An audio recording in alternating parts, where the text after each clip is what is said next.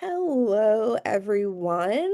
Welcome to Tea and Chat Author Talk, hosted by A Cup of Tea with That Book, Please, a blog full of book reviews, recommendations, related news reports, original writing, and of course, tea. My name is Whitney, and I am here with Tabrija, creator of Tea and Cup of Tea with That Book, Please. And it's say it 5 times fast, I dare you. And we will be in conversation with our special guest, Philip Kavvadias, author of Mission Microraptor. It's a middle grade fiction book, which is awesome. And we want to give a big thank you to our future viewers. You could be doing a number of things right now, but you decided to tune in for this virtual author event. Any links and resources shared during this presentation will be shared with attendees and on the blog.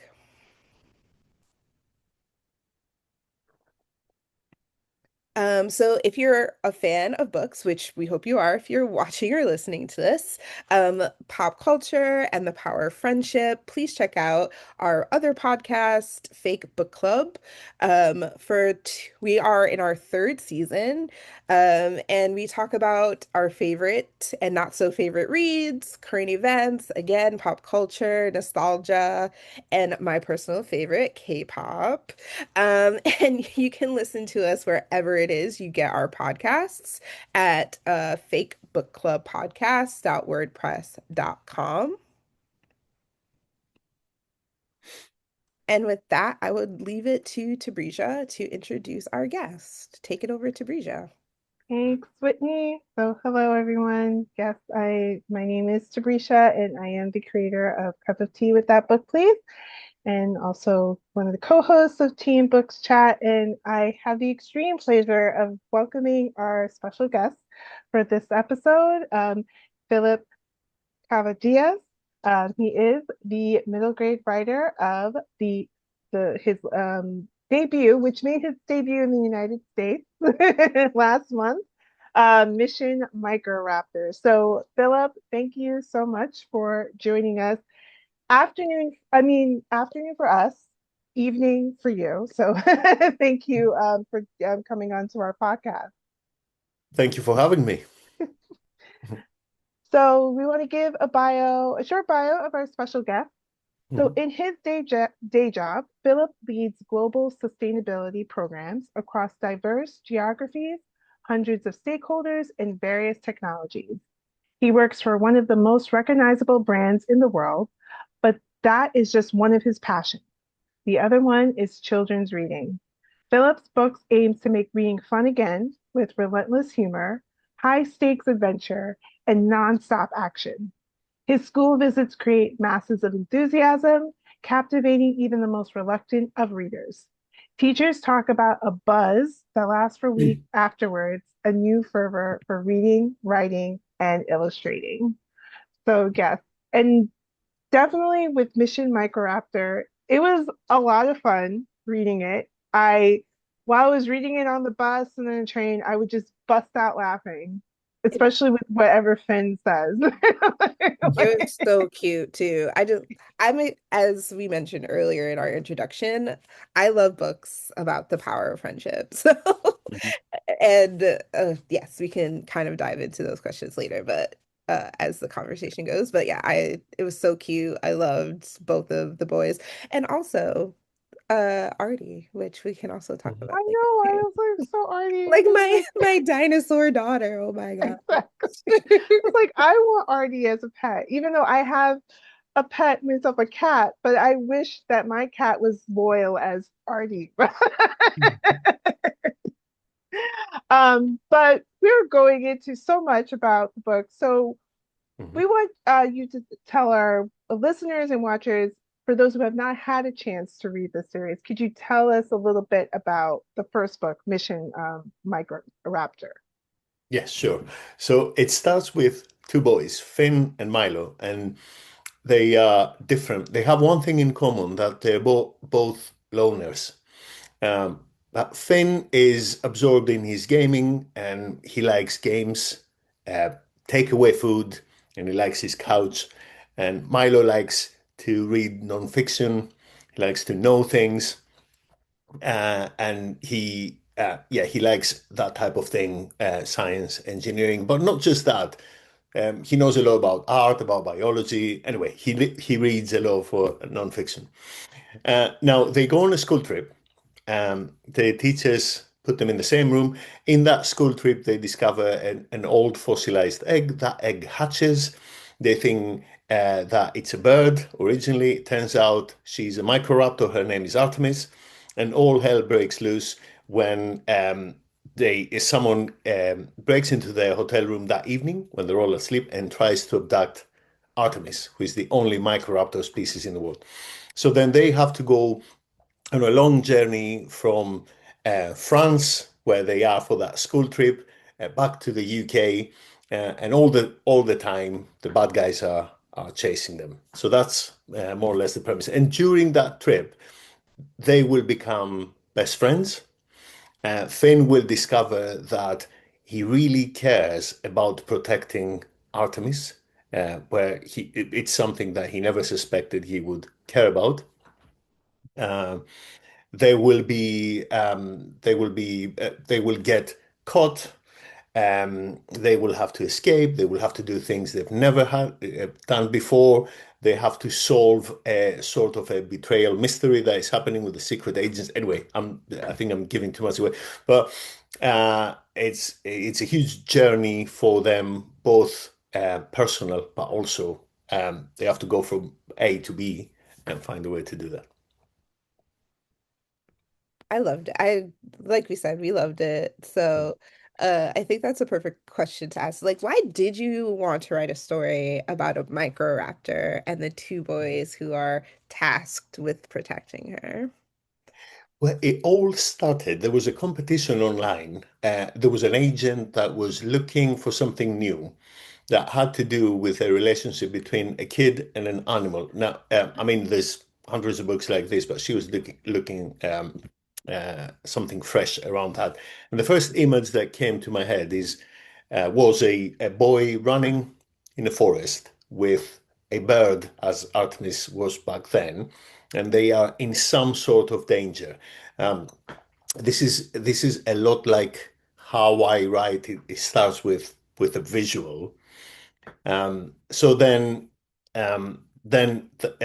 that bird became a Microraptor, and from that, um, the first book grew.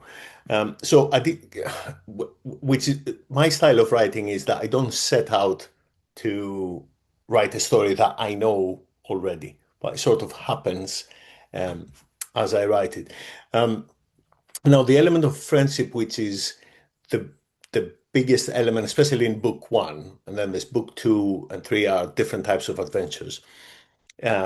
Is again that was developed as I was writing, and I know that from my childhood and also by looking at my son, who when I was writing the book was sort of the right age. He was about 10. Uh, I know how strong friendship is between children. It is, and I mean, we've all been there. It's an incredible bond. It's like being in a relationship almost. You spend all day together, and yeah, I was very excited writing about that and making their friendship grow through everything that they're facing. Um, yeah, so it sort of grew is the answer. Yeah. And I especially like even like the budding friendship Mm. between Finn and Milo. They in the first book they seem like such an unlikely pair. It kind of reminded me of um like Sherlock Holmes and Dr. Watson because you have these two unlikely duos, but they seem to work well together. So we wanted to ask like, was Finn and Milo like their personalities were they're based on like a friendship that you had when you were a kid, or maybe a friendship that you saw with your kids? Like, how did this unlikely pair just made like a debut in this series? It's definitely coming from something I've experienced. I am a lot like Finn, and I was a lot more like Finn when I was that age. And uh, I have a couple of friends who are not exactly like Milo, but are not like me. And I love them dearly. But I also, you know, sort of tell them off all the time, if you know what I mean. So there's a lot of that type of banter that I can't stand you, but I love them. So it's so I think Finn is a lot like this. He has earmuffs to put over his ears when Milo is talking, for example, and he says, yeah, and he's complaining about Milo all the time, but he can't be without Milo. Without Milo, especially after book one, Finn, he wouldn't be happy in his life if Milo didn't exist. So, yeah, so it's definitely based on experiences I've had with friends. I think that like it's always funny how you fall into friendships like that. Yeah, Like just two unlikely people where you're just yeah, like, how are we friends? Like yeah, just yeah, two opposite folks. I don't know if you can relate to Brisha, but I feel like me and my best friend, she and I are very opposite in how yeah, we like handle things or how we approach different issues. Um, but yet we're like sisters. It's just she's there for me, I'm there for her. yeah, Um, and we get each other. So it's just nice that yeah. Finn and Milo kind of, d despite their differences, Mm, um, get along, like end up just forming such a very strong bond. yeah. Yeah. I'm the same way with my best friend. We are totally opposites, but Mm, we've been through a lot, thick and thin. And it's like, and she can be like very quiet and reserved, and I can be quiet, but also when I need to be, I can just be loud and belligerent yeah, if I need to. yeah, So yeah. we complement one another. So are you, Philip, are you more of like I mean, I know you mentioned you were more like Finn in your youth, but now as an adult, are you more of like, are you still like the more like boisterous or are you kind of more reserved or are you just a mix of both amongst you and your friends? Not that much anymore. So a friend of mine was over the other day. We were having dinner, and he was telling my children that you wouldn't recognize your dad when because I know this friend ever since we were 5 years old, and he told them, you wouldn't recognize how he was back then. So I was a lot louder. I'm not that loud anymore. I suppose everyone matures. Um, but yeah, I suppose that I have this creative outlet now, and a lot of my um, energy goes, into it. And maybe that has helped as well for me to sort of calm down a bit and be a bit more reserved, as you say. Um, it's definitely helped me a lot mentally to have a creative outlet. And it's something that, I mean, everyone knows that it's very beneficial. But I can also say that it works very, very well. It sort of calms you down and grounds you, and it helps with relationships you have with other people. It's just incredible to start any creative activity like that.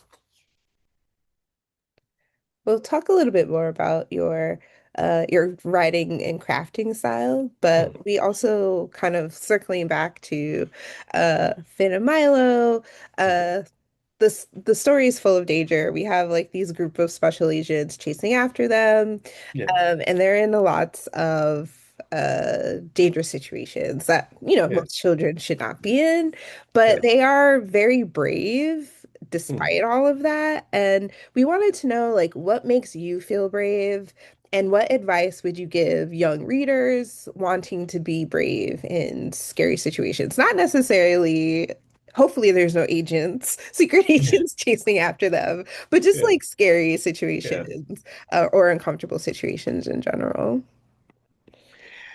I mean, it's a very good question. Yeah, and there are boys that like danger more than others. Right? I wasn't brave, and I'm not brave now. And I wasn't taking risks. I wasn't putting. I knew a lot of boys at school who were fighting all the time. For example, I was never doing any of that. But I think with the book, what I mean, and again, not consciously, but they are brave because they believe they have to protect Artemis, for example. Right. So Finn is not a brave character, but he would stand in front of anyone who would like to get their hands on Artemis. So it's if you want to protect um, someone you care about, if you want to protect an ideal, something you strongly believe in, then I think, and I don't know exactly how it works, but you find courage and braveness, and it works. It happens. I wouldn't say you're not brave. I think it's Mhm. very like courageous to put your dream, like being a writer and putting your Hmm. ideas out there and having such a great message of bravery and friendship and loyalty. And I think that's kind of really important work. I know you have like a day job, but like being like putting yourself out there in this way with your work and like having people read it, having people critique it or comment on it, interview Yeah. you about it. I think that is pretty brave in its own way. I mean, obviously you're not in peril, but it's still like it's still a form of bravery, just Yeah. trusting other Yeah. people with your work. Yeah. And then And I also like, think oh, so, Toby, sorry. just to add something to the notion of braveness and what I was talking to before, it's in our time, a lot of boys sort of learn online that you have to be masculine, right? And they associate that with getting into fights or you know um, uh, just being going to gym all the time. But this is for me. This is it's not a sign of masculinity. Um, I mean, it's in many ways it's the opposite. If you care about something and fight for it, that's great. That's a great thing to do. But to just to be boisterous and aggressive and a bigot just for the sake of it, that's not masculine at all. Now, this is not in the book, and it's just, and hopefully the kids will sort of uh, compare how the boys are being boys in this book with some of the other um, images they have of young men and men in general on the online.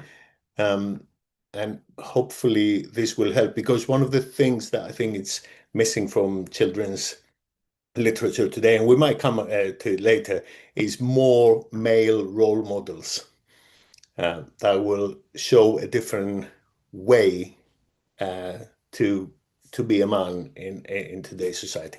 But sorry, Tabrice, I interrupted you. No, no, no. And that was like a perfect thing, a great thing to say because I did want to comment back onto like we like saying that you weren't brave, like you were what when you were saying like you're definitely brave, especially when you did the illustrations for this book. You did them yourself and you and Oh they no, were sorry, I didn't do Oh, I thought you for did. this book. Do you know Oh, it's because after the books were published, I'm now learning how to illustrate, ah, and I okay. want to illustrate all my future books. This Gotcha. has to do with, I mean, my main thing is that I'd like more kids to read books, and especially boys. Hmm. I'm not aware of the US statistics, but in the UK, I think it's less than one uh, for every five kids that are reading right now, and the boys' numbers are way lower Hmm. than girls. And I know that they do like a lot of visuals in their books. And I know it's difficult for publishers to include a lot of pictures in the Hmm. book because it's expensive. So I'm training myself to be able to illustrate in order to have more images in my future books. That just makes you better. Like, you're like, because I can draw, but I can't draw people. So if I ever wrote like a children's book, I would find an illustrator to do it. But Yeah. you're training yourself. So to include illustrations in your book, that just even like makes you even better. And going back to what you were saying about the reading statistics Hmm. in the UK, the boys are not reading as much compared to girls. It's the same Hmm. in the United States. Unfortunately, we are having a literacy crisis, just like that is being highlighted in the UK. Hmm. And I and what I really liked about the characters Finn and Milo being portrayed in the series is like what you were saying, like they're not they they're showing, especially with Finn, it was showing a nurturing and caring side to him, especially with Artemis, he because most people, like probably most like adults, would they find a dinosaur and they would try to sell it to the highest bidder. But with Finn, he and I wouldn't. Milo, I I wouldn't either, especially with Artie. But and Milo highlighted this. It's like, oh, because you guys are bonded, and you see that because Finn is very protective. Is he's like, no, I where Artie goes, I go. And you see that kind of the nurturing side and also protective side, and you it definitely need that with in more boy portrayal portrayed characters, Hmm. not with Finn and also with Milo, because Yeah. Milo is very knowledgeable. He's like reading out facts, and it seems like it's always like perceived by both boys and girls. It's like, oh, it's not like, cool to be spouting out all this knowledge and stuff, but it's what really carries them throughout this entire adventure. And in Hmm. how they're both portrayed in this series, it's just like feel I know definitely I would be, because both Whitney and I are, our day jobs are librarians, so we Hmm. will be recommending, definitely recommending this series Yeah. to to younger readers, especially for those who want that like high action, like relatable characters and illustrations combined with it. Because with our like the users that come into the library, especially kids, they do gravitate towards like the graphic Hmm. novels like Hmm. Dogman and or Exactly. the Babysitters Club graphic novel series. Yeah. Yeah. And exactly that. You know, it's for many kids, opening a book and seeing a block of text is a bit intimidating. And you know, whether we like it or not, that's their habit. Right? So I think we need to help with more illustrations in books, and definitely graphic novels are a brilliant genre. And there's such good books out there with such great art and great story and great writing. And you know, originally they were sort of thought, or comic books were thought as well. Let's use them as a stepping stone to reading novels. But I think they're an amazing form in their own right. Uh, and yeah, there's a lot of good work happening. Now, yeah, it will take me maybe 3 or 4 or 5 years, but this is another goal of mine to create a graphic novel. But this is incredibly difficult at my level of of illustrating at the moment. We will definitely be reading it whenever you come out with a graphic Yeah, novel for yeah, sure. yeah, yeah. Um, I think we've kind of touched on it over like the last couple minutes of like mhm, this Q&A or like mhm, questions and answers. But so in the States, like uh Mission Microraptor would be classified as middle grade, so that's like a mhm. book for like 10 to 12-year-olds or 6th to 8th graders here. We call them tweens. I don't know what you guys call them in the if you I guys think it's the same. I think oh, it's you the call same. them Yeah, tweens? Amazing. yeah, yeah, yeah. So why did you want to write like for this audience in particular, or instead of, aging it up to where they're in high school or like aging it down to where they're like a little bit younger? I This is my favorite age. It was my favorite age to. It was the age when I sort of discovered a lot of new reading. Um, Everything seemed magical at this age. It was, like I said, it was just an age of discovering and being in awe about lots and lots of things. That's how I remember it. And then I work with the Scouts. And the age group I work with, it's called the Cubs, and they are that age, they're 8 to 11, uh, which is it's also the age for the readers of the book. Um, I thought you said in the US it's marketed for 10 to 12, but overall 8 to 12 they can enjoy that book.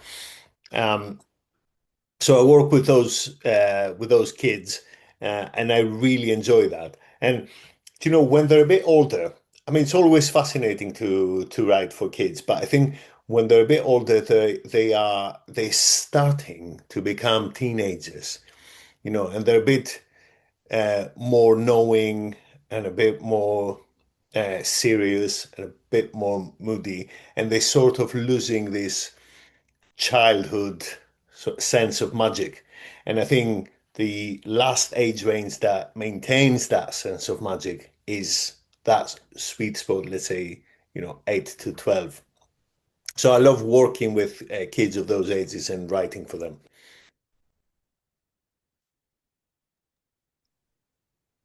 No, no, I was gonna say I also can see teens reading this Mm, as well because they tend to like what you were saying, like they're at that age group where it's like everything is so serious and mm. downtrodden and they're moody themselves. Yeah. Good luck when your kid is a Yeah. teenager. Well, they are Um, already. They're 14 and 16 now. We're oh deep into the moody yeah. period. Are they Yeah. also eating you out of house and home? I heard teenagers are very hungry Yeah. all of the time. Yeah, exactly. Yeah, but I'm very lucky that they both have intense interests that are fascinating, and they're teaching me a lot of things. My daughter, for example, has introduced me to a few bands that I didn't know existed, and I think they're some of the best bands I've ever listened to. So it's great. Yeah, it's great. Wait, what's the band? So the bands she introduced me to are Fontaines DC, Fontaines from Dublin, Ireland, and Amol and the Sniffers from Australia, and Panic Shack from Wales. All recommend. Well, if you like that kind of, because it's sort of punk rock style. But yeah, brilliant, brilliant music. Punk rock is coming back here in the States. Well, like the It's punk rock. coming back big time. And you know what? Kids uh, love to are going back to bands, to people who play instruments, to live gigs. They want to enjoy this again. So it's a big research. It's coming back. Yeah.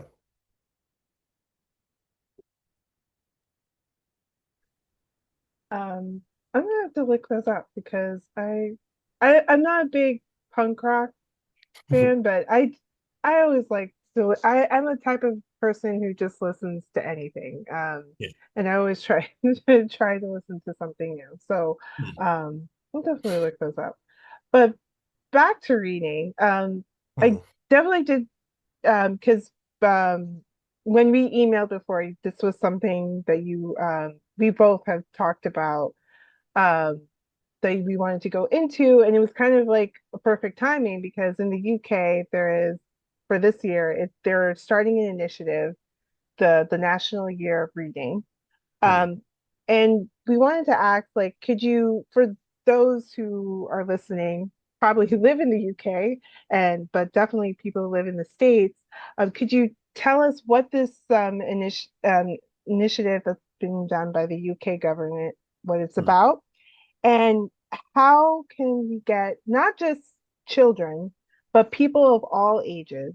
Because we are seeing that even adults are struggling with just reading for pleasure lately. Like, how can people of all ages get excited about reading?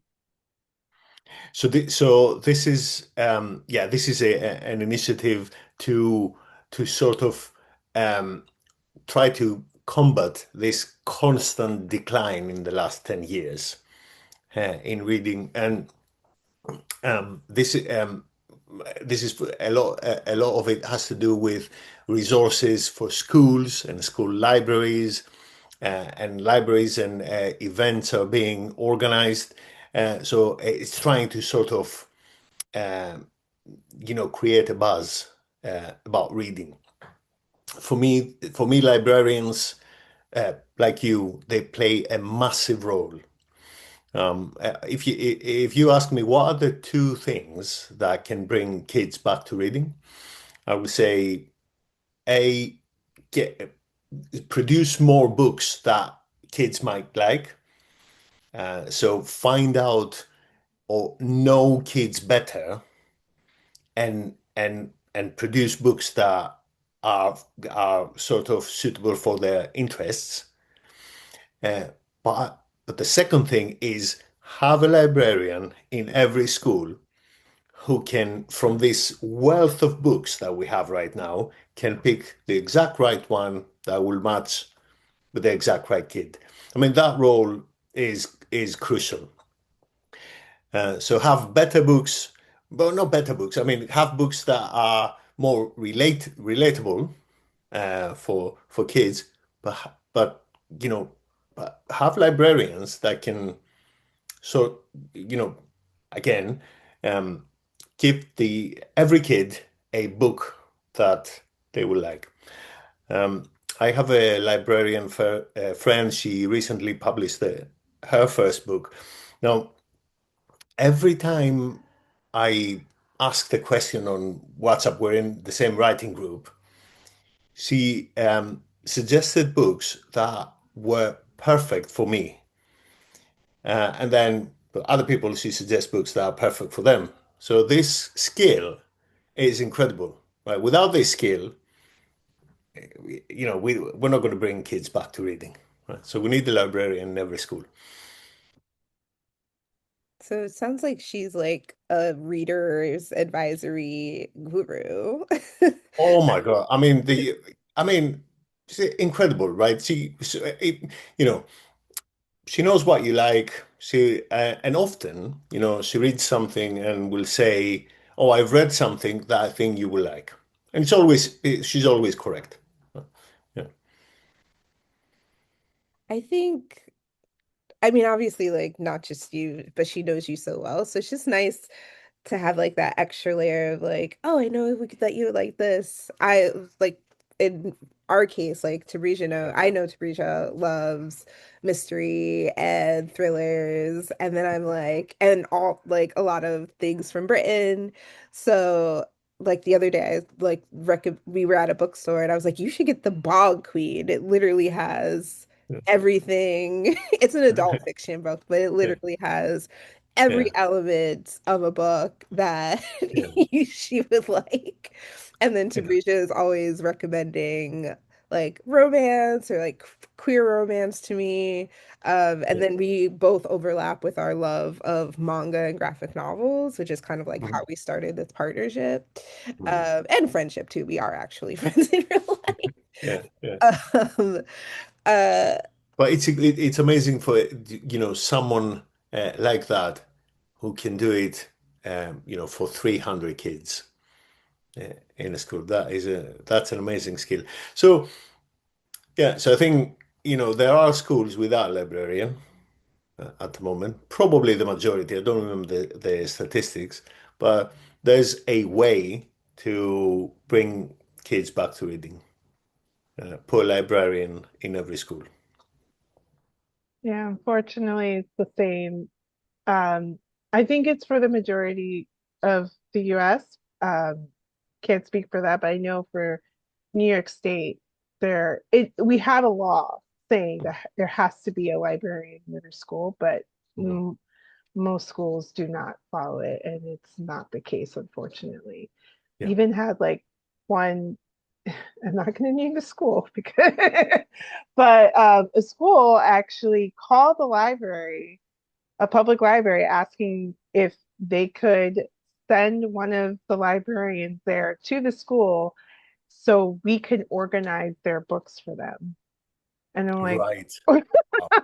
Yeah. wait, what? Yeah. Yeah. Yeah. No, Yeah. Yeah. like this will take all day, and Yeah. no. It's not, I mean, it's not enough to have a library. You need to have an expert. You need to have someone who knows what they're doing. But you were talking about manga earlier, and this is what I was saying, that my kids at the age they are now, they're just teaching me so many things. And I was saying my daughter is all about music and films, and then my son introduced me to manga,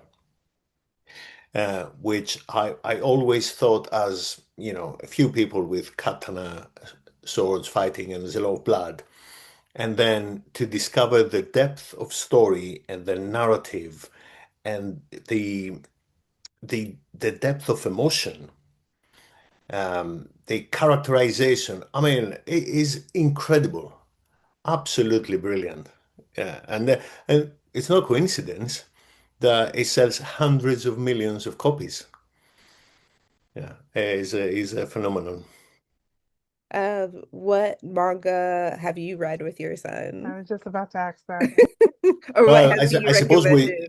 I've read the most popular ones that's the Demon Slayer and Jujutsu Kaisen and Attack on Titan. So I really haven't gone into depth into the genre. Um, but even with the surface of the more popular ones, um, I am enthralled. It's an amazing, and like I said, it's a bit. You think it's all about blood and fighting, and it's not. It isn't at all. I mean, of course, yes, there is that as well, but it's the depth of story and the way the story is told is amazing. So I'm trying. I mean, I don't know if I'll succeed, but one of my little projects is to sort of distill what are the elements of story that make those stories so great, and sort of try to write a book with those elements. Yeah. I think well, you have to read Naruto. Like, but I Read mean, what? Sorry. you Read. have to read Naruto, Yeah. but Okay. it's one of what they consider one of like the big three. So it's like Yeah. my big three is different than like what other people consider the big three, but Yeah. it's What? Naruto. What's It's your big three? my big three Yeah. is Naruto, Bleach, and probably it's this one that like no one really knows about, but it's like dogs, bullets, and carnage. It's like Okay. a dystopian, but like the real big three is Naruto, Dragon Ball Z, and One Piece. Yeah. Mine is Spy Family. Oh, yes. Yeah, You should, it's yeah. hilarious. I absolutely love that series. Yeah. Comey Can't Communicate, which released its final volume last month. So I'm It's like trying to, 30 volumes long. yeah. Yeah. Uh, What did you call this? Tabrisia, say it again. oh, Comey Can't Communicate. Okay. Okay. I love the like the relatability of it. It is a girl you think is popular. She's beautiful and everyone Yeah. loves her, but she has severe social anxiety and she is incapable of having a conversation with her. So she meets this new classmate who and they both go on an adventure for her to get 100. I think it's 100 friends, right, Hmm. Whitney? Or is it I think it's, yeah, it's 100 friends throughout the course of the series. So I absolutely, it's funny, humorous, but and also very touching at the same time. That And sounds amazing. yeah, it Sounds is, amazing. it's Yeah. it's a good series. And also Witch Hat Atelier. If you like if you're looking to see like great drawing, I highly recommend Witch Hat Atelier. The illustrations are magnificent. It is so beautiful, very detailed. It's just really, it's very captivating, but also the story. This is a fantasy series that it's also very touching. It does get dark Yeah. eventually, but Mhm. it is very enjoyable for like tweens and teens to enjoy as well. That's perfect. I'm glad we're recording this because in case I forget them, but definitely I'll go and get all those titles that you suggest, and next time we speak, we'll talk about those. Yes, yay. Oh, this we do not want to derail this conversation at all. You also might like Frieren too. If you it's kind of in Yes, the Which one? Say it again. it's called Frieren yeah, Oh yes, Journey. I've read the first book of that. yes. Yes. Yeah, that's That again also gets dark. recommended by my yeah. It gets Um, dark I, very quickly. Yeah, that's the thing. I go to the bookshop with my son, and he says, "Well, I've heard a lot of good things about this. Freire in that case. Let's get this." So yeah, it's really good. Only book one I've read so far, but I'll keep reading. But like all of these series, like the Yeah. ones that you mentioned, the ones that we've mentioned, they Mhm. all have the overlapping theme of the power of friendship. They do. They They do. do. I mean, it's a big thing. It's like it's a newfound family. that Yes. that the characters find, isn't it? I mean, this is definitely a big element of those stories. Yeah. So I think that's a great kind of getting. I know we like went off on a tangent, but don't get us started on manga. But I think that's kind of a great way to circle back to our topic at hand is so the theme of your book, of Mission Microraptor, is the power of friendship. What Mhm. are some other takeaways you would want young readers to have from this series? Um, I, I mean, on a level, it's also about the two different attitudes around sustainability and climate change.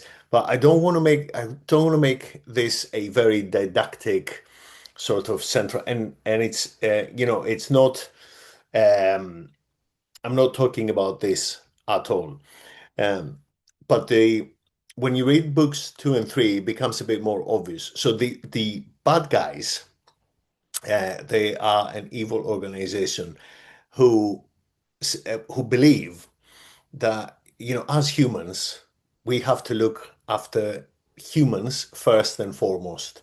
So we have to continue to progress, as human beings and progress our technology and our dominance, right? Because, you know, some of the nature will be destroyed, but we need to look after ourselves. And then there's the other view that says, yes, we need to continue to progress, but we need to try and maintain some balance. So this is a very subtle message in the book because I didn't want to make it too loud.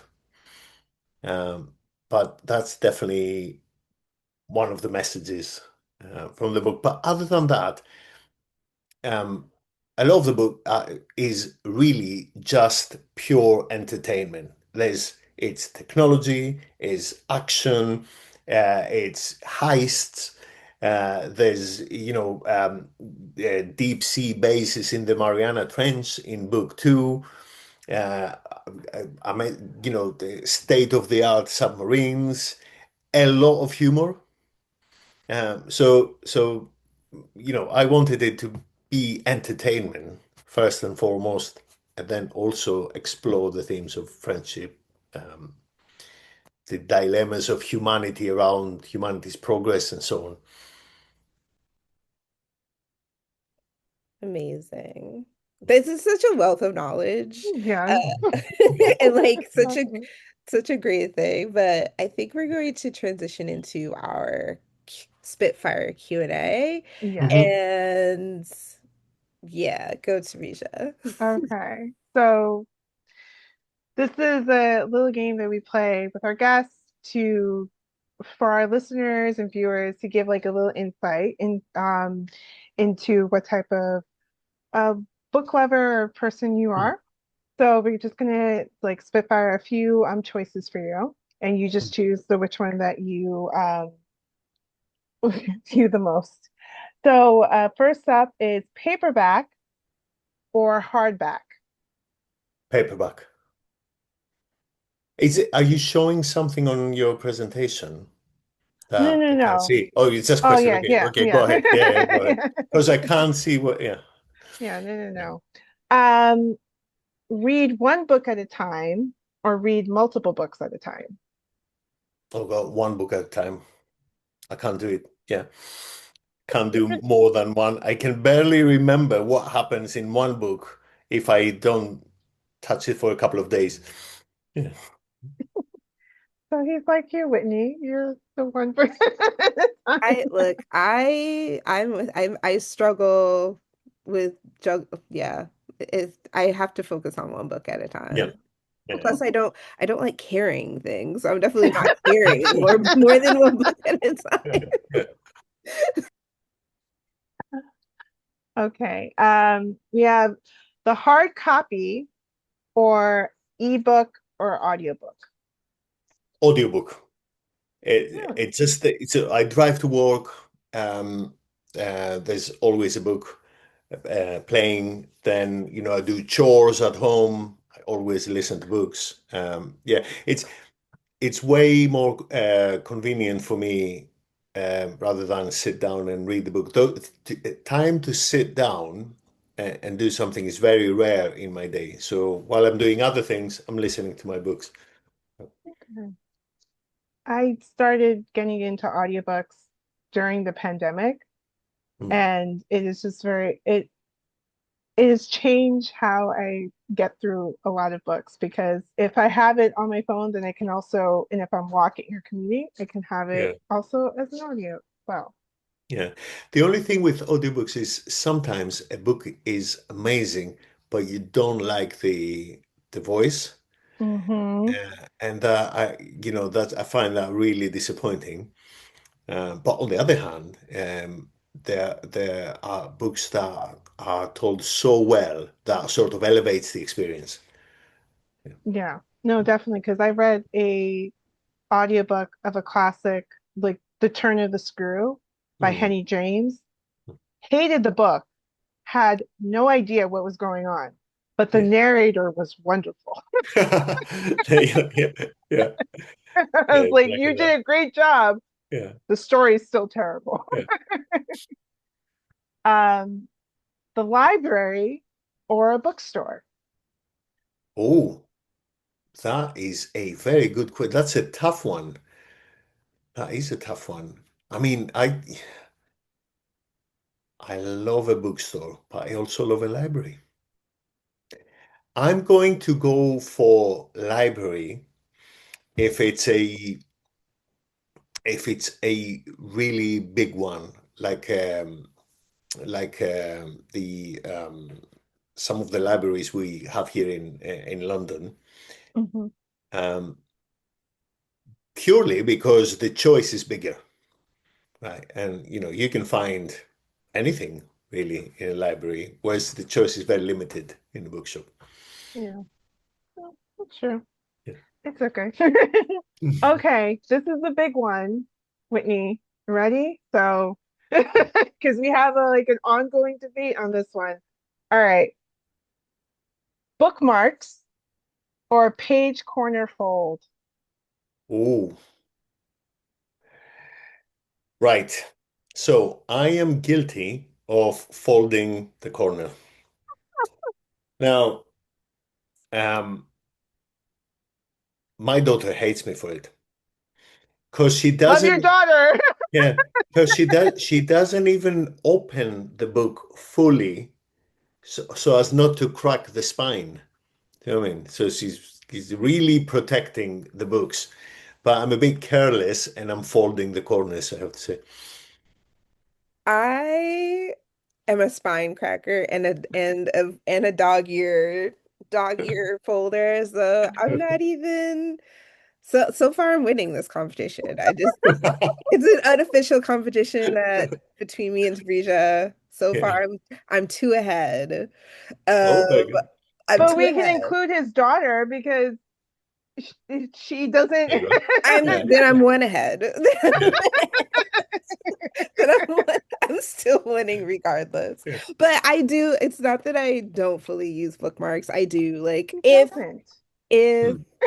if it's my personal copy, which again, we have the luxury of living alone. If it's my personal copy, I am going to dog ear the pages. If you are lending me a copy, I'm not going to destroy what you give me because it's not mine. So, but then it's like I'm also just gonna read it fast or just leave it turned down with open before I put a bookmark in. But I if I'm traveling with it too, I'll also use a bookmark. I have like a million and one cheap Exactly. out This photo is cards, but she's that I she's use as not bookmarks. like she's escaping the fact like we work at a library, we get so many bookmarks, we can create our own bookmarks, and yet she still decides to do this to a book. All of our work bookmarks are ugly, first of Okay, all all. right. We're being But recorded, so but thank you for being on my side, Philip. I really appreciate you being No, on no problem. helping me with this competition. and thank your daughter for me, and I hope she continues to judge you for doing. She is like a budding librarian in a make. Yeah. Well, I am a librarian, so Yeah, and you have no excuse. well, sorry for our shenanigans, but we are Who hoping knew to. that this would be such a heated topic? It's Yeah, yeah. such a heated topic. Who knew? Who knew? Heated library. um, meet your favorite author or meet your favorite character. Oh, that is a brilliant question. Um, Author. Yeah, I'd made my favorite author. Who's your Um, favorite author? so I went through a phase for 2 or 3 months where I've read lots and lots of novels by an author called Lisa Jewell. Um, you might know her. She's writing thrillers. Hmm. Um, and right now, she's my favorite author. And if I had an opportunity to meet her on one of her characters, definitely Lisa. Yeah. Oh, Who very good. who won this one? Or Oh, do you two agree on this one? Or, yeah. I think we would disagree. It depends on Yeah. the author.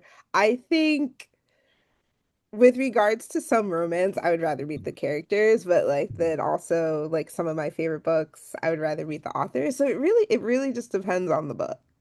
But It I feel does, like doesn't it? Yeah. but Yeah. I feel like I would rather meet some of the characters than the Mhm. authors. I think I would meet the author, and there's it will never happen because the author has been dead for over 200 years. Who is it? Jane Austen. Oh, Yeah. So it will, brilliant. yeah. Absolutely brilliant. Yeah. Yeah. Um, And from living authors, who are your favorites? oh, see if I've met most of them. So, um, I will say the top two right now, Nadine Matheson and Stuart Turton. Mhm, mhm. Yeah. No Yeah. JoJo? I thought I was for sure you're gonna say JoJo. All right. Yeah, JoJo Jojo. Moyes. Jojo Moyes. Yeah. Yes. Yeah. But I've met her like three times. Yeah. Is it, and Whitney, would you put Jojo then in the top seat right now? No, for me, Yeah. I would love to meet the most of mine would probably be manga authors or mangakas. And Mhm, my number one, I would love to meet the creator of Boys Run the Riot. Um and obviously I would love to meet the author of Bleach because who Tai Kubo or Kubo Tai, depending on which way. mhm, Um, and then I would probably I and she has also passed away, mhm, Virginia Hamilton, because mhm, she's the author of my favorite book, which is Her Stories, which is like one of the first, at least to me, because it came into my life when I was like a young, like elementary school, turning into middle school, mhm. book of Black American uh spins on classic fairy tales. So you have Beauty and the Brilliant. Beast and like The Little Mermaid, but like Yeah. black. And it was Yeah. like the first time where Yeah. I saw that as a child when like representation of black characters Yeah. and black stories weren't super prominent. Well, Yeah. it could be argued that they're not super prominent right now too, but Yeah. I feel like there definitely wasn't as much when I was a child Yeah. versus now as an adult. And I think it's even now, there's no the choice and variety. Mhm. There has been some progress, but it's still very wide. Yeah. Yeah. Yeah. Mhm. Right. So we have two more to ask Mhm. you. So series or standalones? Oh, series. Yes, Really? definitely. Yeah. Um, yeah, it's when I find a good series in audiobook, I feel great. I feel safe.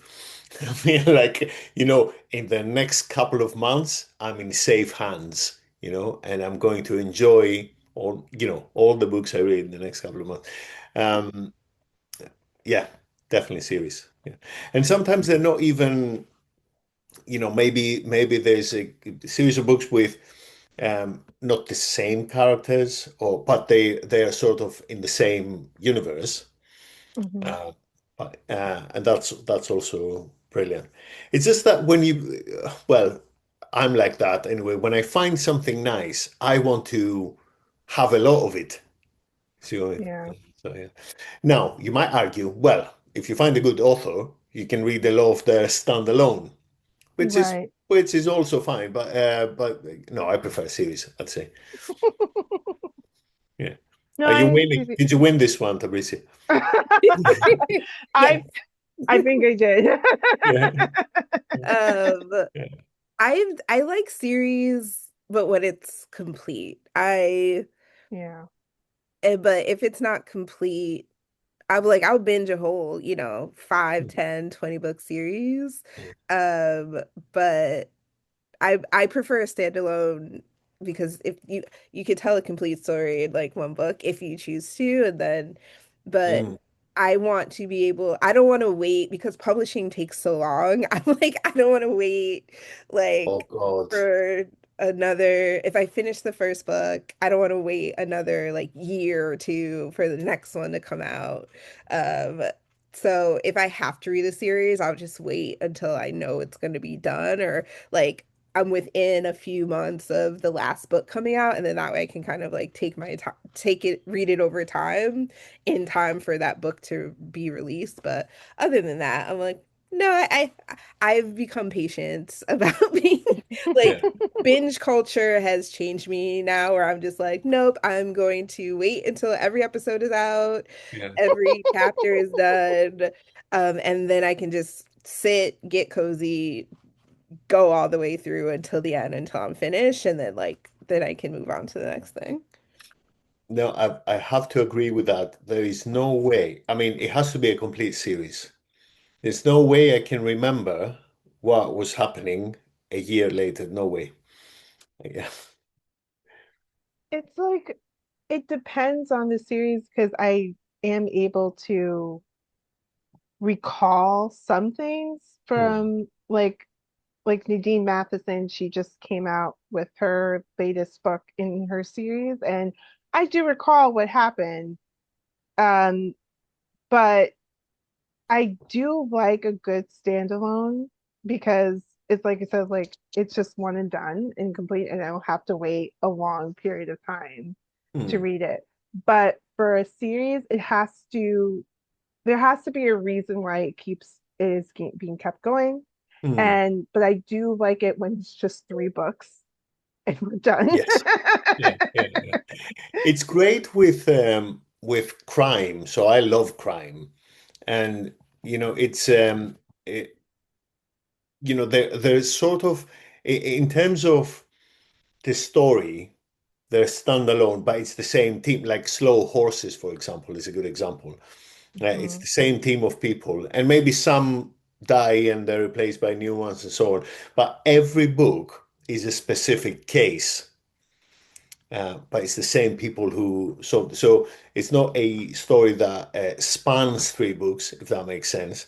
So from that point of view, there could be 20 books with 20 cases. So I do love that thing. Uh, yeah, Yeah. I wish like other like Patricia Carmel and yeah. James Patterson thought that because they just keep going on and on. I'm like, okay, I think you need to stop. Yeah, well, I mean that's also, I mean, yes, they can get repetitive, and then I've found that as well. Um, Again, with crime, that is where there's a lot of books. At some point, I'll start the next one, and I discover that I don't want to listen to that anymore, and then yeah, yeah, and then I go for a new one. But during the golden period where I'm fascinated by first five, six books is Yeah. brilliant. Yeah. And for our last one, Mhm. reading with tea or reading with coffee. Oh, unfortunately, I don't know who's going to win this one. I don't drink tea. It's only Oh coffee. no. Yeah, I am sorry. I oh no, I'm a huge coffee Yeah, drinker yeah, as well. Oh, I my believe heart's broken. well it's not I mean the I'm- blog is still named after cup yeah, of tea, yeah, so it's fine. yeah, But yeah, huge coffee. yeah. I've I like to brag that I have like different like five different coffee machines in my Yeah. This is, I mean, I don't know what the final score is, but I was hoping it would be a draw. Uh, It's next it time looks like Whitney is winning this time For this round. for this round. for this round. Yeah. Yeah. So we have two more questions for you before we kind of Mhm. end our recording. Thank you in advance for joining us today. So we know that there is another book. But can you share any other upcoming projects you have with us and what we can expect from the sequels with Finn and Milo and what kind of hijinks and other dangerous situations they might get into? So in the second book, which is Mission Manta Ray, they go to the Pacific Ocean. They explore the deepest part of the ocean, which is the Mariana Trench. And again, uh, they discover that this evil organization they faced in book one is actually much bigger than they ever thought, and they have more amazing technology and all that. But they meet a new friend, a local sort of junior agent, whose name is Tassie, and she's a surfer. She's from a small Pacific island. She teaches the boys how to survive in a jungle environment, for example, where you have to sort of move without, disturbing the jungle. Um, but yeah, it's again very fast, very funny, and very dangerous adventure. And in the third one, they all come back, including their new friend, and they want to do a big heist in a Scottish castle in the middle of a Scottish lake. And but before that, they have to do a heist in the Imperial College London to get some technology they need for the heist. And they meet a fourth kid whose name is Ether. She's a skateboarder and an expert hacker, and they go up to Scotland to do a heist. Super quick follow-up question before we get into our final question. Are you intending to like age them up as are we like growing up as they're growing up, or are they kind of gonna stay at like the same, they're like relatively same age? They are going to stay the same age. And the third book is the end of this series, and there won't be any more. Well, maybe in the future, but I have uh, I I did have ideas for book four, five, and six, but my publisher asked me to work on something else.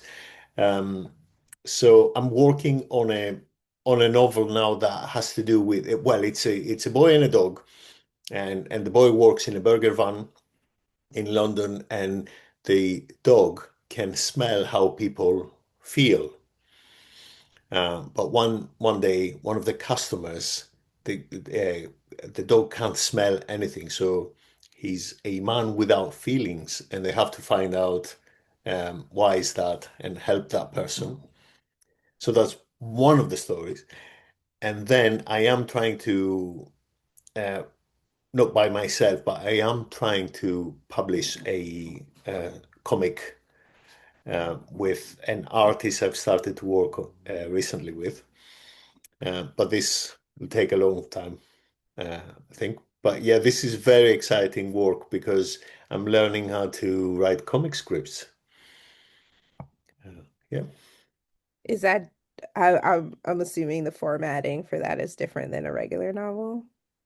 It's almost like a screenplay. There's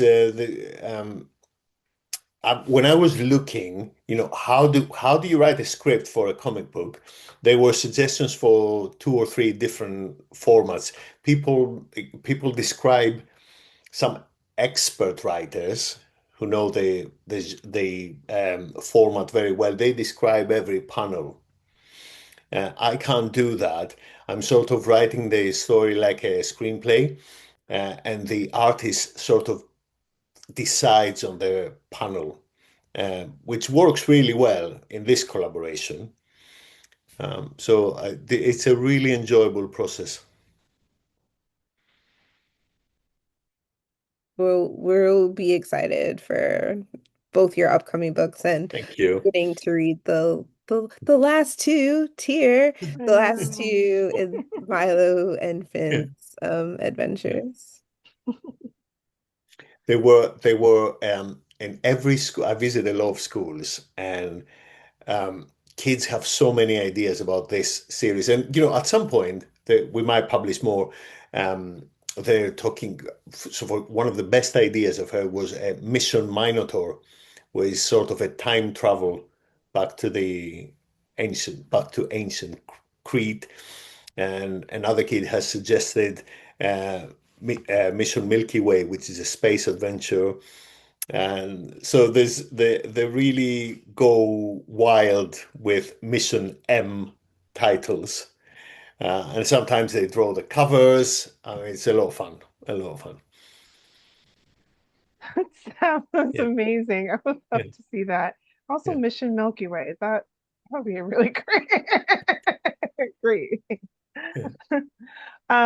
So we are at the end of our discussion, and we do have one last question for you. So we do Mhm. ask for our guests to give like a 30-second to 1 minute pitch of their book, Mm. to encourage our listeners and viewers as to why that they should check out their work. So whenever you're ready, you can give us a pitch of Mission Microraptor. So Mission Microraptor is fast-paced, as dangerous. It's a big adventure.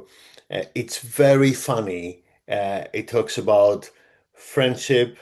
It talks about learning to appreciate nature, to learning how to take care of an animal.